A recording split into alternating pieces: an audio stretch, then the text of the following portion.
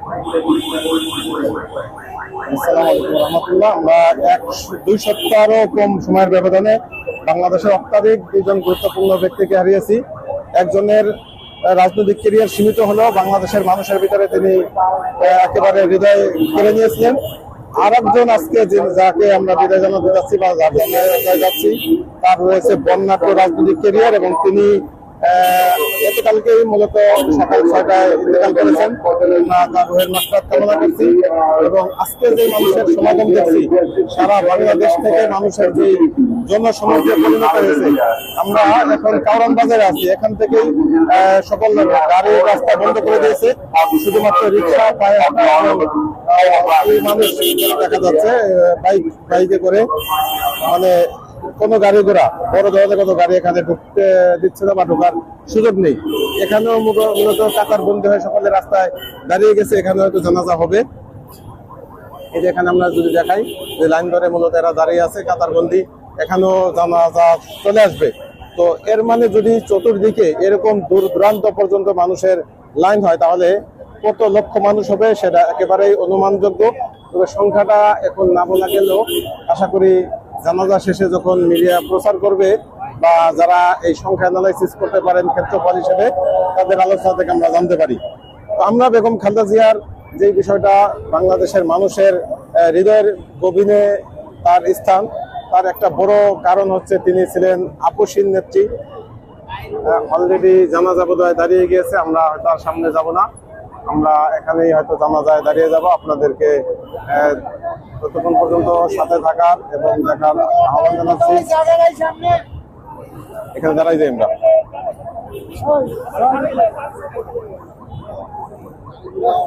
আমরা সামনে হয়তো যাওয়া যাচ্ছে না, এখানে হয়তো জামাতে দাঁড়িয়ে যেতে হবে। এখানে লাইনে দাঁড়াই যাও, বুঝছো? বাইক মাঝখানে রেখে আমরা পিছনে দাঁড়াই যাই।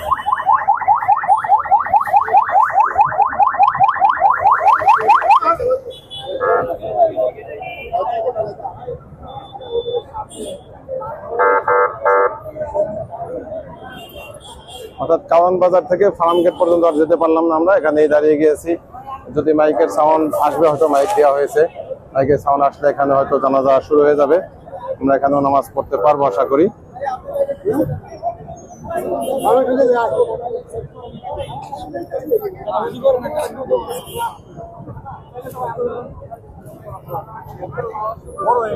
এর সামনে রেখে দাঁড়াই যায়, আমরা জামা কাতার করে ফেলাই। পিছনেও নেওয়া যাবে না তো ভাই, পিছনে নেওয়া যাবে না, এখানে দাঁড়াই যাই। হ্যাঁ, এখানে দাঁড়াই যাই।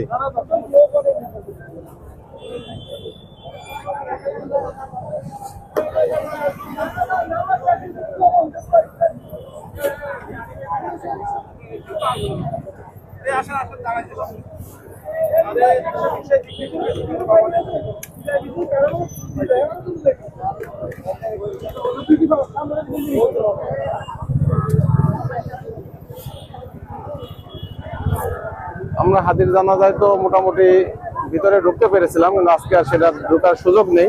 তার মানে মানুষ ওই দিনে যদি 14 লক্ষ হয়, আজকে অন্তত 4 ডাবল হওয়ার সম্ভাবনা রয়েছে, বা 1.5 কোটির কাছাকাছি চলে যাবে কিনা সময়ই বলে দিবে ইনশাল্লাহ।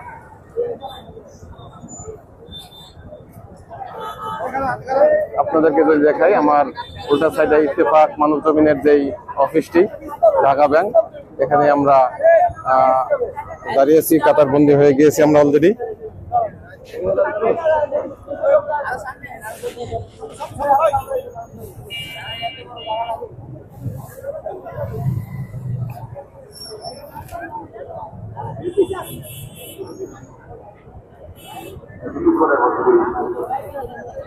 আমাদের জানাজা সভা শুরু হবে। আপনাদেরকে কাতার করার জন্য প্রবেশ করেছে লক্ষ লক্ষ ভক্তের মানুষের সমাগমে আমাদের অনেক আমরা সবাই সম্মিলিত ভাবে আমাদের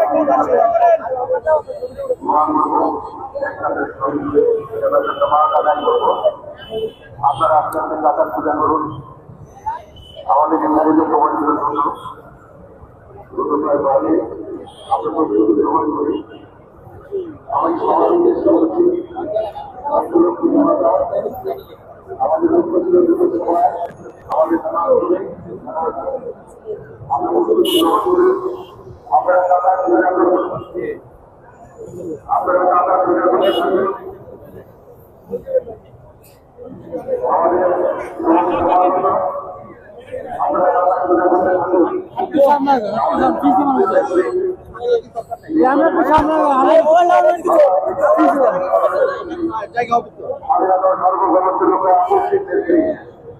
বাংলাদেশের প্রথম প্রধানমন্ত্রী, বিশ্বের দ্বিতীয় মুসলিম প্রধানমন্ত্রী, বাংলাদেশের প্রথম মুসলিম নারী প্রধানমন্ত্রী বেগম খালেদা জিয়া, তার প্রতি শ্রদ্ধা জানানোর জন্য, তার প্রতি আল্লাহ দরবারে দোয়া করার জন্য লক্ষ কোটি ভারতের হবে আমাদের প্রান্তীয় নেত্রী, যার জন্য আমরা এখানে সমাবেশ করেছি। এই ঘরে আমরা সবাই দাঁড়িয়ে এখন টাকা আলোচনা করি, সবাইকে অনুরোধ করছি যারা অনেকের দাঁড়িয়েছেন, যারা আছেন, মাঠের পশ্চিম প্রান্তে যারা আছেন, মাঠের পূর্ব প্রান্তে যারা আছেন, গাড়ি দিয়ে আমরা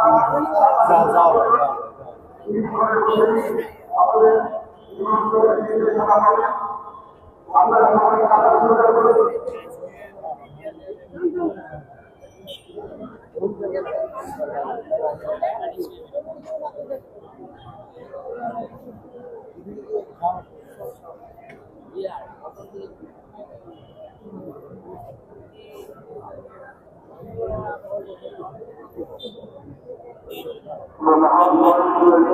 জানাজার পরে আবারও ভিডিওতে আসবো, ততক্ষণ সাথেই থাকেন ইনশাল্লাহ।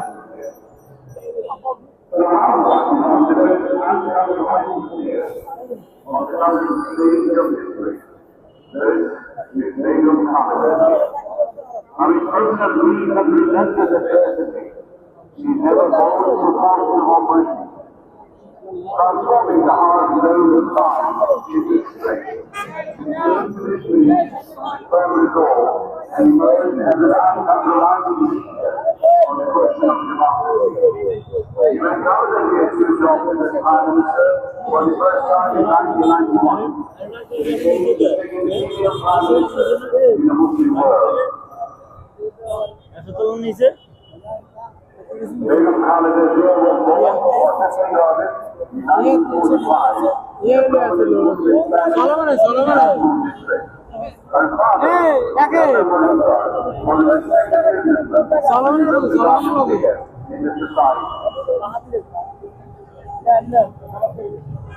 From an early age, Khaleda Zia's life was shaped by modesty, discipline, and strong family values. She grew up as a great, alive, and family-oriented young woman with a calm yet fearless personality. Her personal life took a pivotal turn in 1960 when she married Jawahar Lal, then an officer in the Pakistan Army. This marriage was not just a union of families, but also marked the beginning of an inevitable political journey that would later place Khaleda Zia at the center of Bangladesh's political landscape. In 1981, the brutal assassination of President Zia Rahman marked the period of deep personal grief in her life. Following her husband's death at a time when he and he faced political uncertainty, Khaleda Zia needed the role of party activist and assumed the position of BNP chairperson in 1983. This marked the beginning of her active political career. She later emerged as an uncompromising leader, leading the pro-democracy movement against military ruler Hossein Mohammad Shah. In 1991, Begum Khaleda Zia assumed office as Bangladesh's Prime Minister for the first time, restoring the country to the parliamentary democracy. He later held the premiership for 2 more terms, steering the nation with a firm hand for a political ability or a strong intelligence, the imprisonment, illness, prolonged isolation.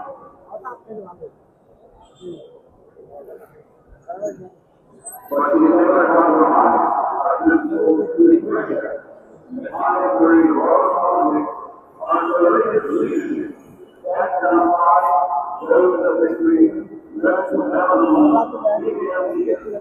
we are here to seek blessings from Almighty Allah for the Hallelujah.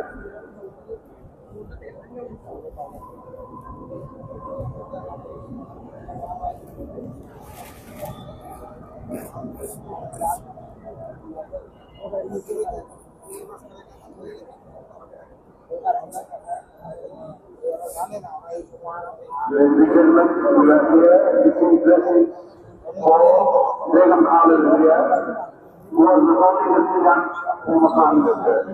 She is also the wife of former valiant freedom fighter, Second Commander, General Zia Rahman.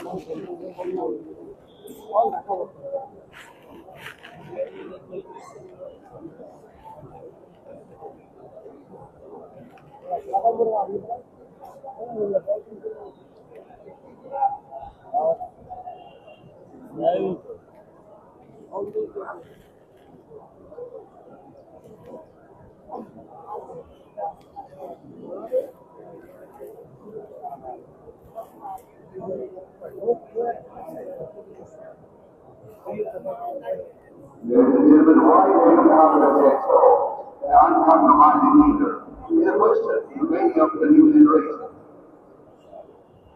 As over the past 16 years, there have been repeated efforts to erase the role of Zia family from the country's history. The people of Bangladesh report to serve the lives of uncompromising leaders on Begum Khaleda Zia without reason. He played a vital role in the anti-autocracy which led to the restoration of democracy in 1991 and her becoming the country's first female Prime Minister. Through her political activity, sacrifice, courage, and uncompromising stand, Khaleda Zia established herself as the center of the country's democratic struggle.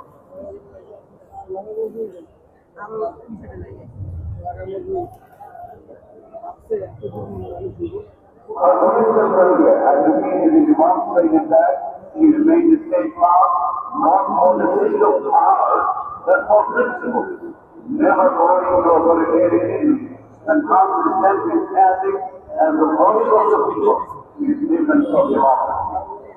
Although she was not born into a political family, at a critically decisive level in the history, she emerged as one of the country's most influential political figures.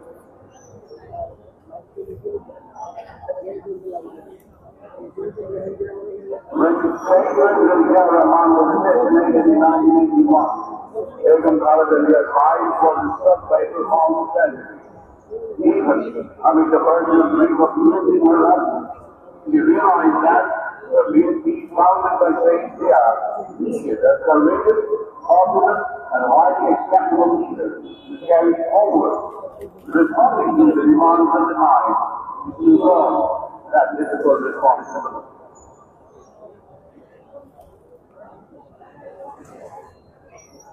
In 1986, when military ruler Hussain Muhammad Ishaq arranged a national election, the Awami, BNP, and Jamaat Islami initially decided to boycott the vote. However, the Awami League and Jamaat eventually broke from it and took part in the election. At that time, many British branded the Awami League as a national betrayer for joining the vote. Really working around Pakistan, out of the there, and merely reach the height of their popularity to the time to go to the review to compromise with the Shah during the 1980s election. She could not be destroyed by the use of powers or personal gain, powers that they became to return from that day onward and without compromising leader.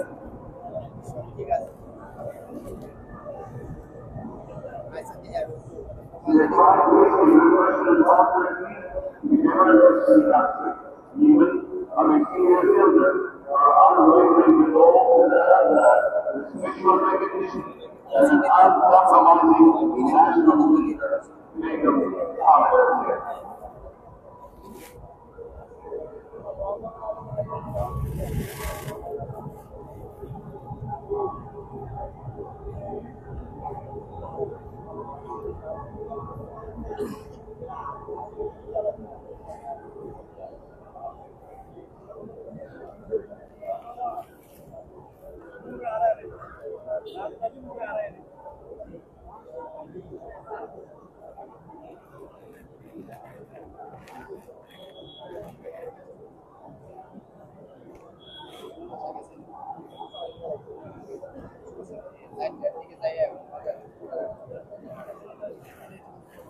হইব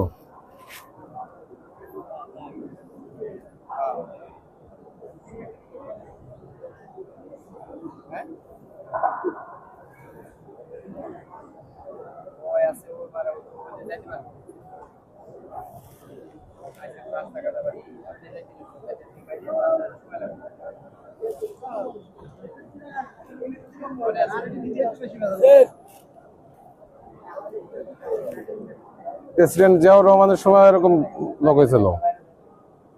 আজকে তো মনে হয় 30 লাখের উপরে যাবে মনে হয়, সম্ভাবনা।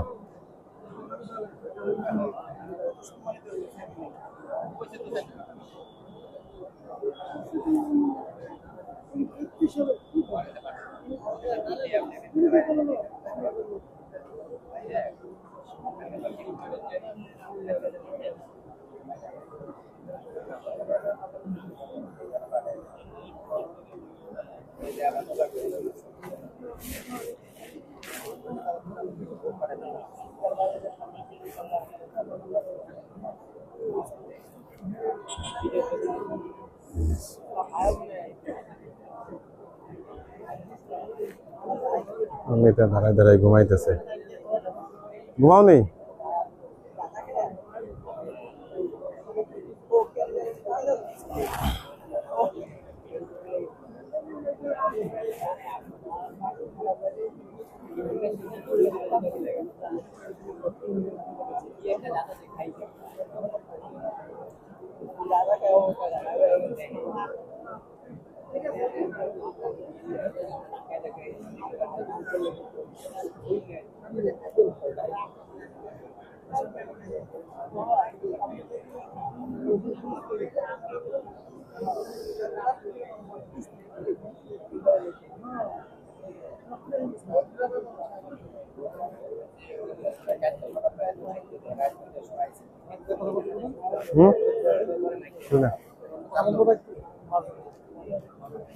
বলতে পারে চাইবে সম্ভবত।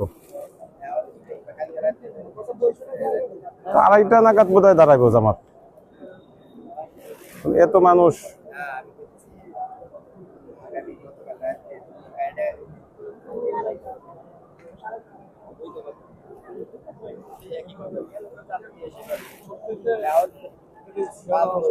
আজকে মাইক গুলি ঠিক আছে তো?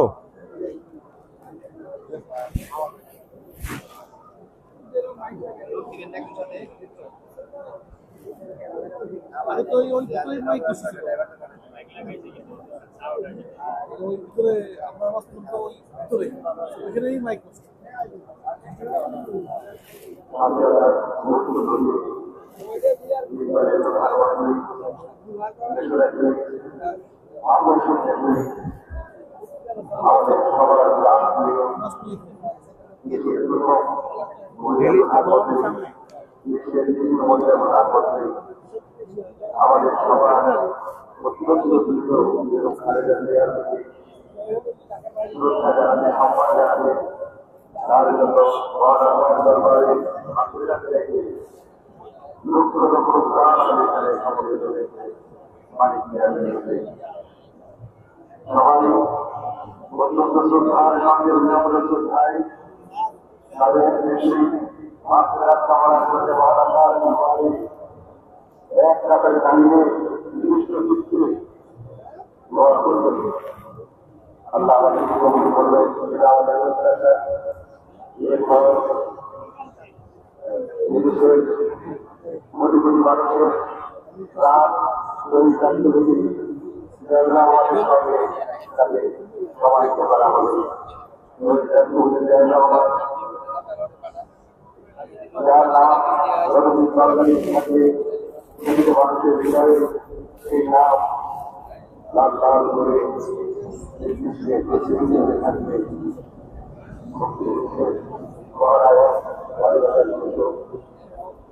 আমাদের ক্ষেত্রে সমাজের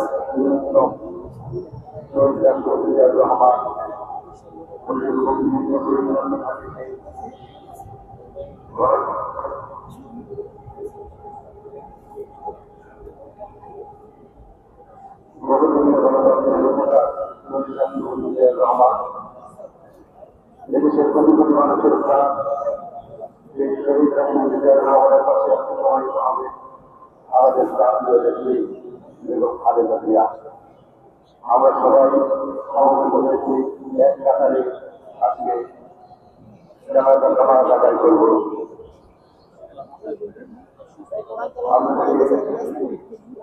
ভারত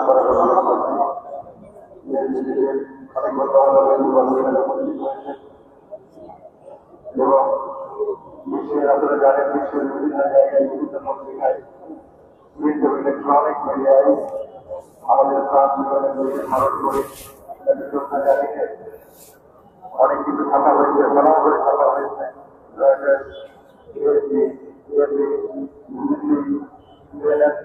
আল জাজিরার মতো আন্তর্জাতিক সম্পর্ক প্রিন্ট এবং ইলেকট্রনিক মিডিয়াগুলো তা প্রচার করেছে। অনেক অনেক আপনাদের ধৈর্য ধারণ করার জন্য ধন্যবাদ জানাচ্ছি। আমরা প্রতিজ্ঞা করে আছি আমাদের মহান নেত্রীর জন্য আমরা সবাই এক কাতারে দাঁড়িয়ে মহান আল্লাহর দরবারে মানুষের কামনা করব।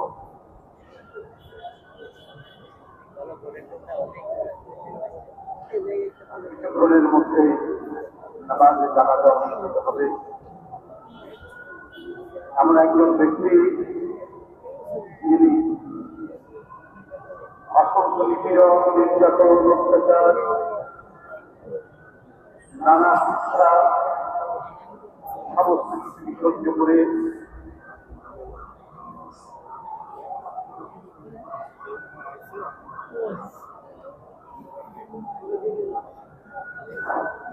শুধুমাত্র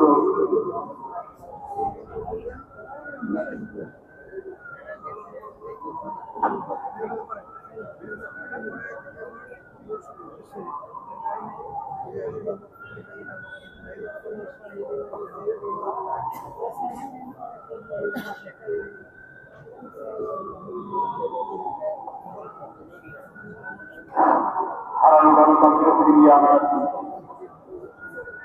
লড়াই করেছে, আকস্মিকভাবে লড়াই করেছে। কোন লোক কোন ভুলের কাছে তিনি মাথা নত করেননি কোনদিন। তাকে নিরাপদে দেশ ত্যাগের জন্য বলা হয়েছিল, হুমকিও দেওয়া হয়েছে। কিন্তু এই মাটি, এই মৃত্তিকা, এদেশের মানুষ যেটি তার আত্মীয় জুড়ে ভালোবাসা ছিল, সেই ভালোবাসাকে উপেক্ষা করে জনগণের নেত্রী তিনি দেশ ছেড়ে যাননি, মৃত্যুর মুখেও যাননি। আজ তো এই পৃথিবী ছেড়ে চলে গেছে। কিন্তু মনে হলো এক বিশাল সংখ্যক আমাদের ছেড়ে চলে গেছে, যে অভিভাবকের ছায়ার নিচে আমাদের নিরাপদ মনে সাথে সাঙ্গ এবং সাথে সাধু মনে হতো নিজেকে অনেকটা নির্ভরশীল।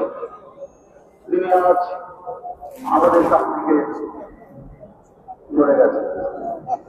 তিনি বাসায় বসে থাকলেন, হৃদয়ের মধ্যে যে ভরসা পাওয়া যেত, আর সেই ভরসার আর নেই। চোখ দিয়ে কাজে না করলেও হৃদয়ের মধ্যে আজকে সারা জাতি তাদের অস্ত্র ধরছে, তাদের কান্না করছে।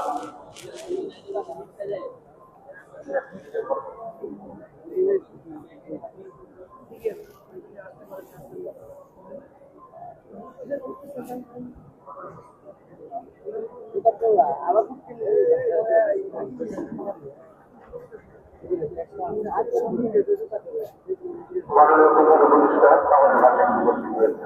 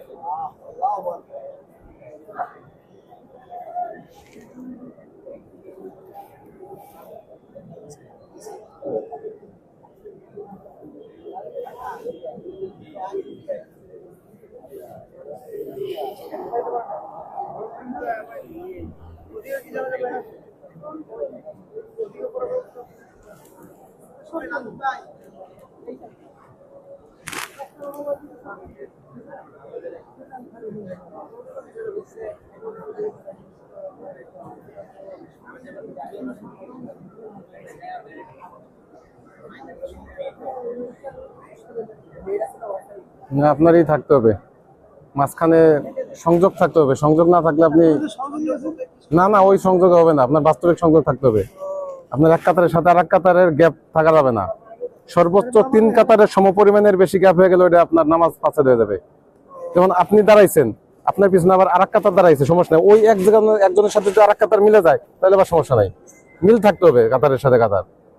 আপনি এখান থেকে ঢাকার বাইরে পড়লে হবে না। যদি মিল হয়ে যায় এরকম কাতারে কাতারে তাহলে পারবে।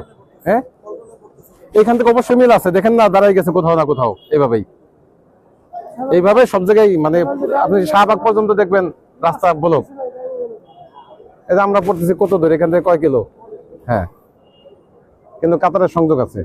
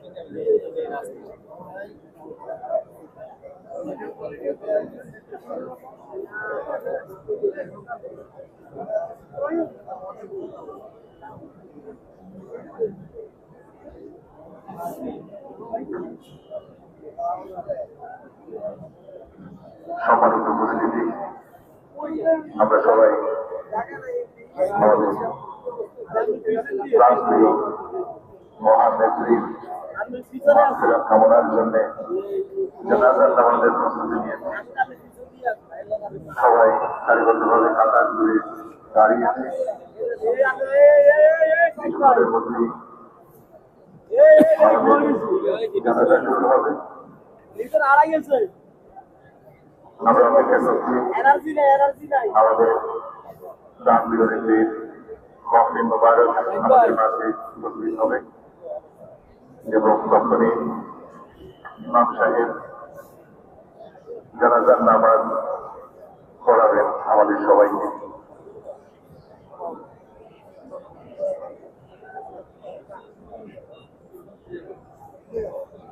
উপস্থিত আছেন দেশ বিদেশের গণ্যমান্য ব্যক্তিবর্গ, মাননীয় প্রধান উপদেষ্টা উপস্থিত আছেন, উপদেষ্টা মন্ডলীর সদস্যবৃন্দ উপস্থিত আছেন, রাজনৈতিক নেতৃত্ব উপস্থিত আছেন, সমাজের বিশিষ্ট জনের উপস্থিত আছেন, উপস্থিত আছেন বিদেশি প্রতিনিধিবৃন্দ, প্রিন্ট ইলেকট্রনিক মিডিয়া সিনিয়র সাংবাদিক বৃন্দ, লক্ষ লক্ষ সাধারণ মানুষ, লক্ষ লক্ষ ভালোবাসার প্রাণ আমাদের দেশ নেত্রীকে ভালোবেসে যারা ধন্য হয়েছেন, লক্ষ লক্ষ মানুষ সমবেত হয়েছেন এবং মহিলারাও জন্য জানাজার নামাজের ব্যবস্থা করা হয়েছে, তারাও দাঁড়িয়েছেন কাতারে। আমরা অপেক্ষা করছি সেই ক্ষণটুকুর জন্য যখন জানাজার নামাজ আমরা পড়ব।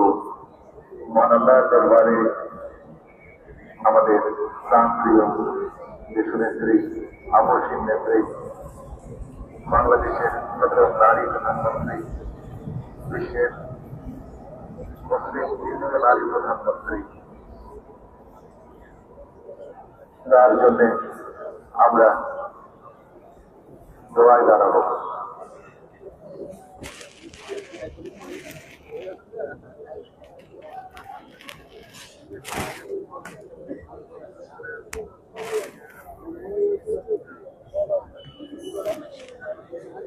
জানাজা শেষে দেশনেত্রীকে সমাহিত করা হবে শহীদ প্রেসিডেন্ট জিয়াউর রহমানের বাগানের পাশে।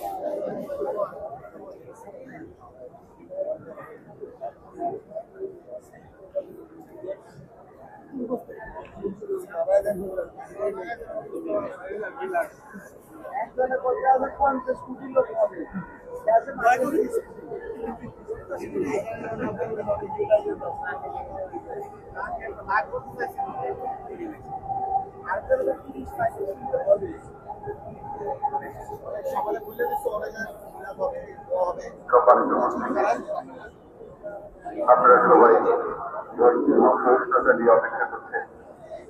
কখন শুরু হবে আমাদের সেই সময়টুকু আসবে। আমরা সবাই এক কাতারে দাঁড়িয়ে আছি, এক কাতারে একসঙ্গে আমরা সবাই দোয়া করবো, মান আল্লাহর দরবারে মোনাজাত করবো আমাদের প্রাণপ্রিয় নেতৃত্বের জন্য। আপোষের নেত্রী কখনো আপোষ করেননি, গণতন্ত্রের মূর্ত প্রতীক, গণতন্ত্রের জন্য, মানুষের মুক্তির জন্য কখনোই আপোষ করেনি। এবং আমরা জানি তার যে মহান স্বামী, মহান মুক্তিযুদ্ধের একজন বীর বীরোত্তম শহীদ প্রেসিডেন্ট জিয়াউর রহমান, তাকে আমরা স্মরণ করছি। তার কথা এমনি আমাদের মনে চলে আসে। আজকে তারই পাশে তার মহান স্ত্রী বেগম খালেদা জিয়া সমাহিত হবে। জিয়া উদ্যান নতুন রূপে আবির্ভূত হবে।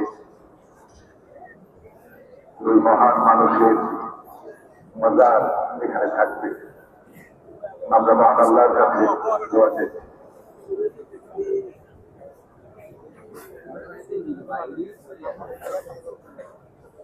নাকি ঠিক আছে, আমরা দুটো গেছিলাম যে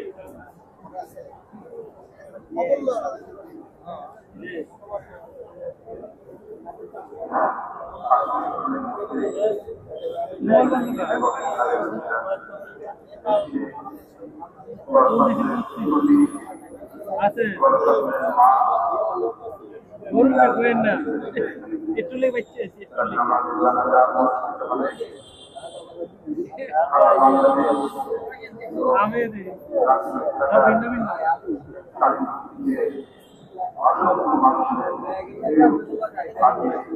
আমি ভিন্ন ভিন্ন ব্যাগই তারা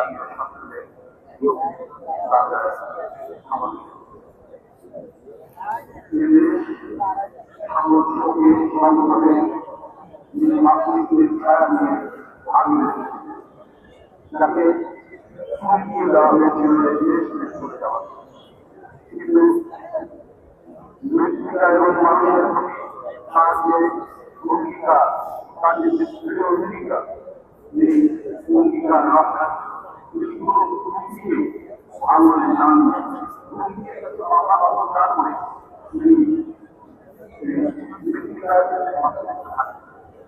দেশের জনগণ হিসাবে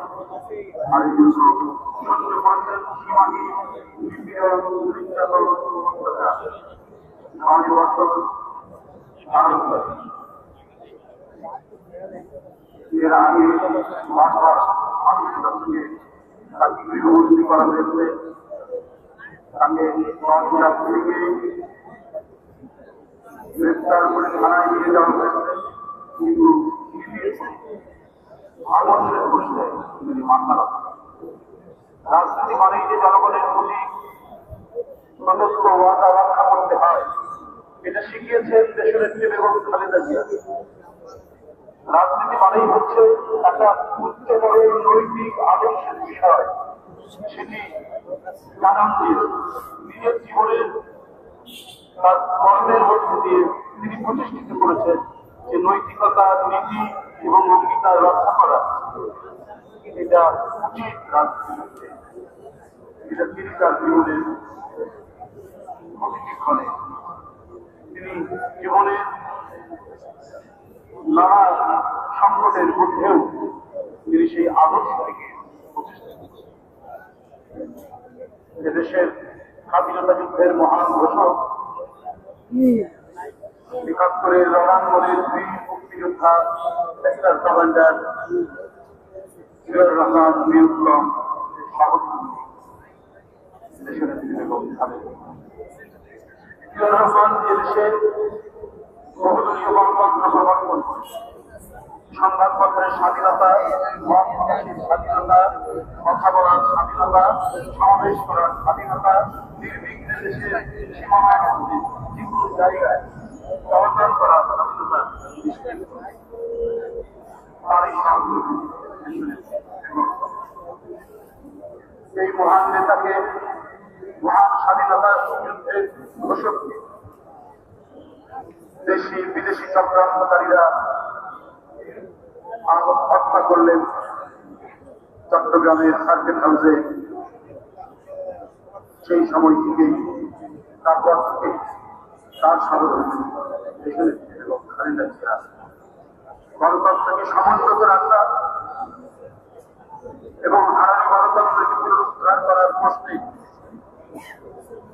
কখনোই কুণ্ঠিত হন। তিনি নিরবচ্ছিন্ন সংগ্রাম করেছেন এবং লড়াইয়ে বিজয় লাভ তিনি অবিরাম কাজ করে গেছেন। এরপর থেকে তিনি জাতির নেতৃত্ব সরকারে থেকেছেন 2 বার। সমাজ কল্যাণমূলক এবং দেশের উন্নয়ন উৎপাদনের যে ধারা সৃষ্টি হয়েছিল শহীদ রাষ্ট্রপতি জিয়াউর রহমানের আমলে, সেই ধারাকে তিনি পুনরুজ্জীবিত করেছেন। শিক্ষার ক্ষেত্রে, কৃষির ক্ষেত্রে, কৃষির ক্ষেত্রে, বৈদেশিক নীতিতে প্রত্যেকটি জায়গায় শহীদ জিয়ার যে অবদানের যে পথরেখা, সেই পথরেখা ধরেই দেখিয়েছিলেন দেশের বেগম খালেদা। পররাষ্ট্রনীতির ক্ষেত্রে সার, কৃষি উৎপাদনের ক্ষেত্রে প্রায় ৬০০ কিলোমিটার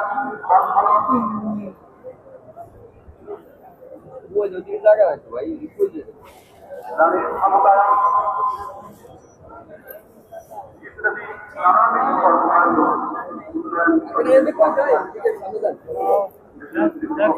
ভিডিও করো, নামাজটা করে নেই।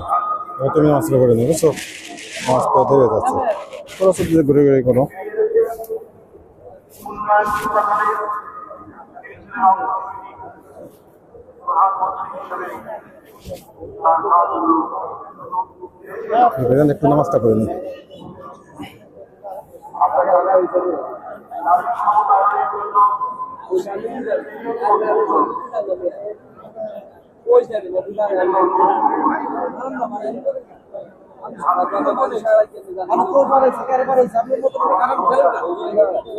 খেলেন কি আপনি? আপনার জায়গা সামনে আপনি দাঁড়ান, আপনার জায়গা দিবেন না? আপনার এমনি খেলেন, অমনি খেলেন, জায়গা নাই।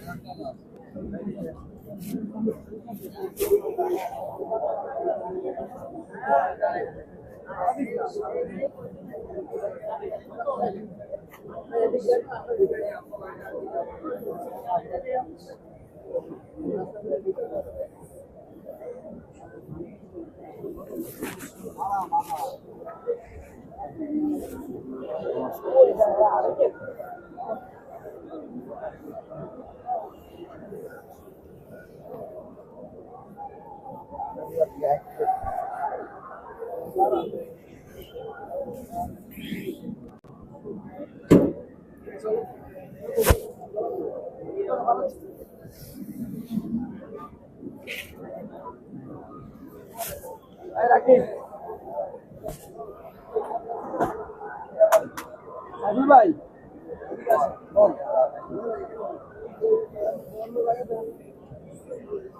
রাকিব রাকিব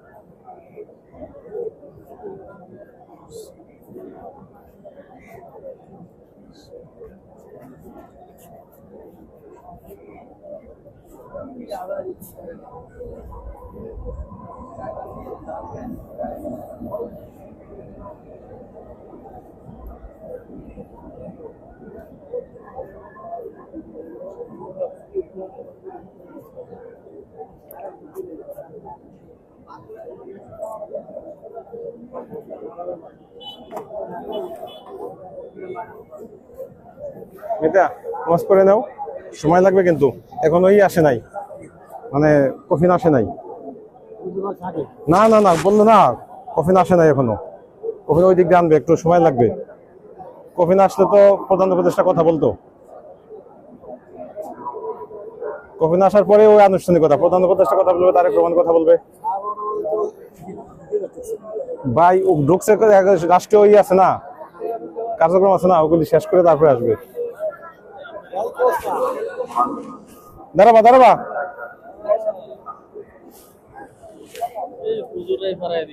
ব্যাপার সমস্যা নেই।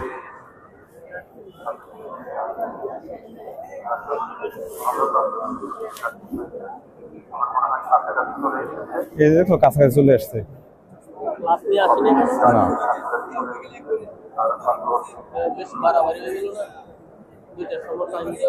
আনাও তখন কষ্ট, সব দিক দিয়ে রাস্তা বন্ধ, তো এটা আগে আনা উচিত ছিল।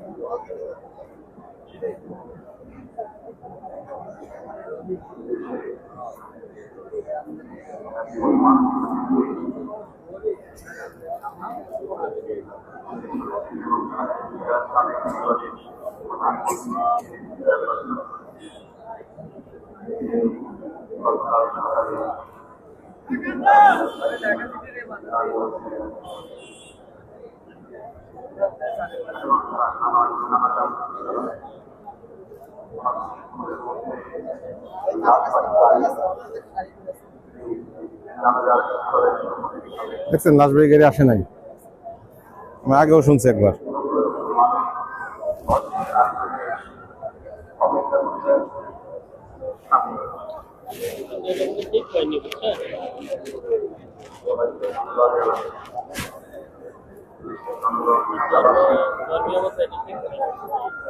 জানাজা টাইমে দেওয়া হয়, ওই টাইমে জানাজা পড়াইতে হয়।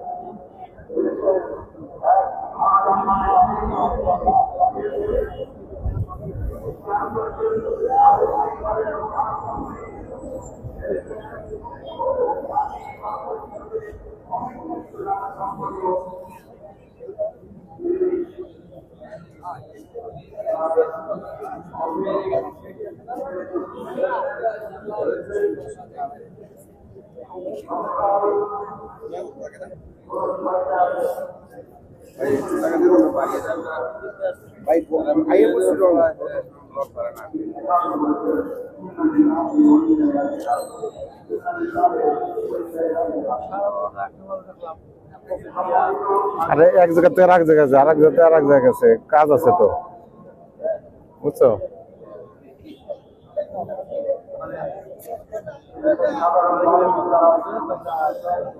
হ্যাঁ, হয়তো এইখানে ঢোকে না, অন্য জায়গায় রাখছিল, সেখান থেকে এখন আনতেছে।